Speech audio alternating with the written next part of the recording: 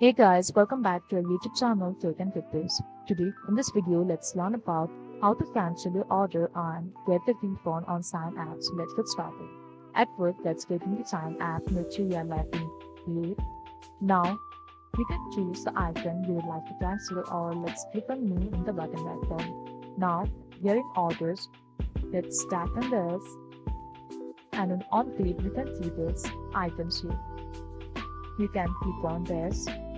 Scroll down and in the bottom left corner we can see there's three dots, and here's the option for cancel order. So let's tap on this and you can give the reason and simply click on submit, and make sure you are cancelling the order and simply click on OK. And here we can see the order is cancelled successfully, and you'll easily get your refund here. And if the order has already been saved, it can be refunded within 5 days. So this is all we can do to cancel our order and get refund on Sign app. I hope you like the video. Please do like and subscribe. Thanks for watching.